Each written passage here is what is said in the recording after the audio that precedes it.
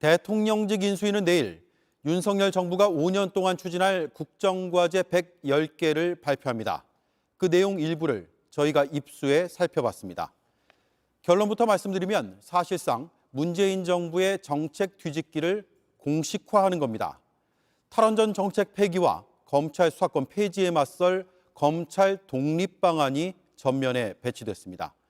현 정부의 최대 실책으로 지목된 부동산 정책에 대해선 대대적인 개편을 예고했습니다. 먼저 강희영 기자가 보도합니다. 국정과제는 윤석열 정부에서 최우선으로 추진할 과제를 총정리한 이른바 국정운영의 설계도입니다. 인수위는 한 달여간의 논의 끝에 110개 국정과제와 이를 구체적으로 이행할 520개 실천과제를 확정했습니다. JTBC가 인수위 문건 일부를 입수해 파악한 결과 문재인 정부 주요 정책을 뒤집은 정책들이 우선순위에 꼽혔습니다. 문재인 정부가 추진하던 탈원전 정책을 없애는 게 대표적입니다. 110개 국정과제 가운데 세 번째로 이름을 올렸습니다.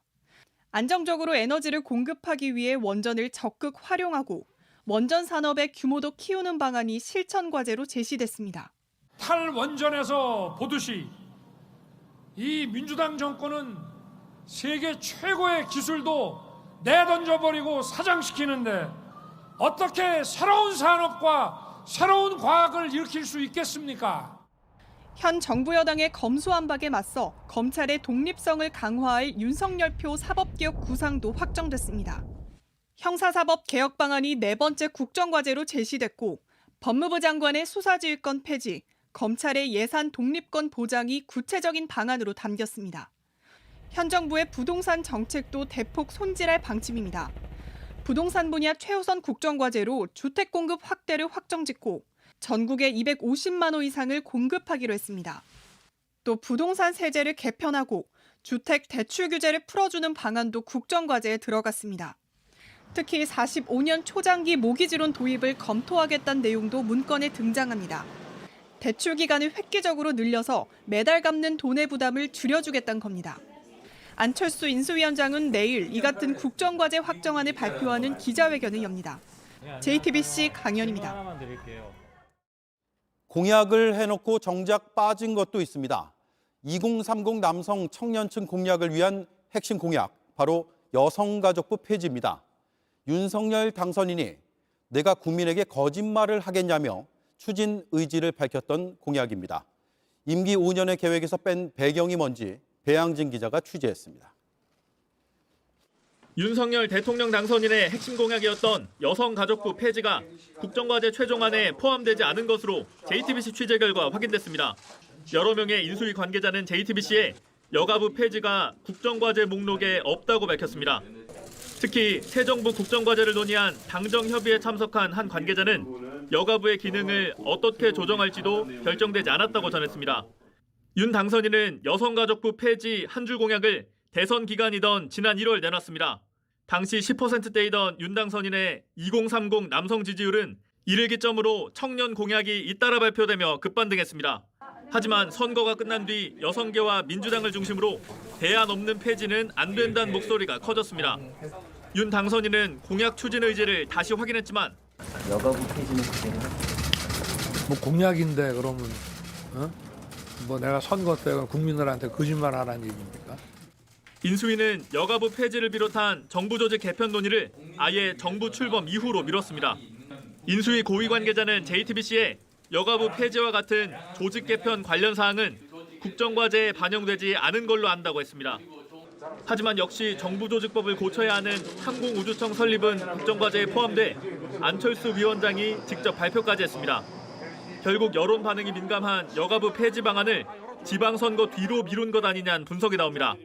여성계 등이 여가부 문제를 지방선거 이슈로 띄울 경우 주요 변수가 될 수 있다는 판단 때문이란 겁니다.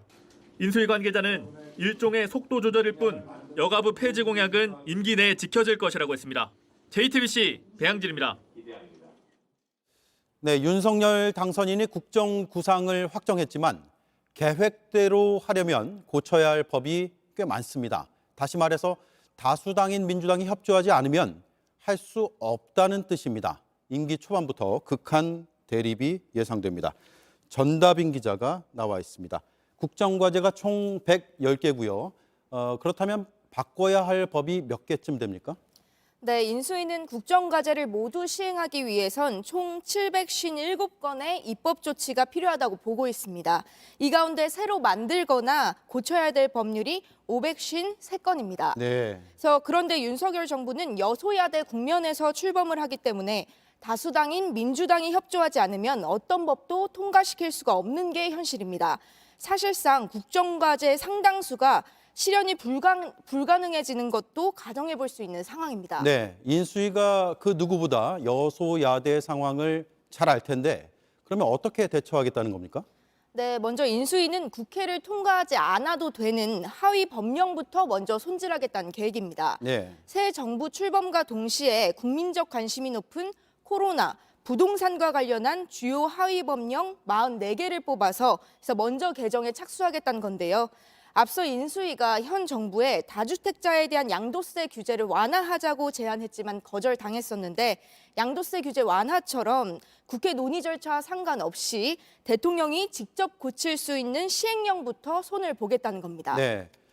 국무회의 통해서 시행령 고치면 되니까 일단 그것부터 하겠다라는 얘기네요. 그런데 꼭 고쳐야 되는 법이 있잖아요. 그런 쟁점 법안은 어떻게 하는 겁니까? 네, 인수위는 우선은 빠르게 시행할 수 있는 법안, 국회에서 처리가 가능할 것으로 보는 법안은 총 66개로 보고 있습니다. 먼저 이슈 선점 법률이라고 해서요. 국민적 관심과 지지를 받을 수 있는 법안 48건을 추려서 그래서 새 정부가 출범하는 대로 발의를 할 계획입니다. 네. 또 민주당과 협치를 통해서 통과시킬 수 있는 법안을 18건으로 추산을 하고 있습니다. 그래서 다만 이런 계획이 인수위 문건에는 나와 있지만 구체적으로 어떤 법안이 해당되는지는 아직 파악하지 못했습니다. 네. 지난 주말에도 국회 모습 보면 협치를 적극적으로 말하기는 상당히 어려운 그런 상황인 것 같습니다. 네, 그렇습니다. 인수위가 처리가 가능하다고 본 법안 66개를 다 해결한다고 해도 여전히 수백 개의 법안을 고치거나 만들어야 합니다. 이 과정에서 민주당의 협조가 필수적인데요. 사실상 내일 내놓는 국정과제 전체가 시험대에 올랐다고 해도 과언이 아닙니다. 네. 현재 지방선거를 앞두고 다시 진영 간 대결 국면이 아주 뚜렷해지고 있고요. 또 윤석열 정부가 국정과제를 통해서 문 정부 정책 뒤집기를 공식화한 만큼 이를 뒷받침할 법안 처리를 놓고 윤 정부 임기 초반부터 극한 대립이 벌어질 가능성이 높습니다. 네. 대통령과 정부가 야당 설득에 힘을 많이 써야 될 것 같습니다. 전다빈 기자였습니다.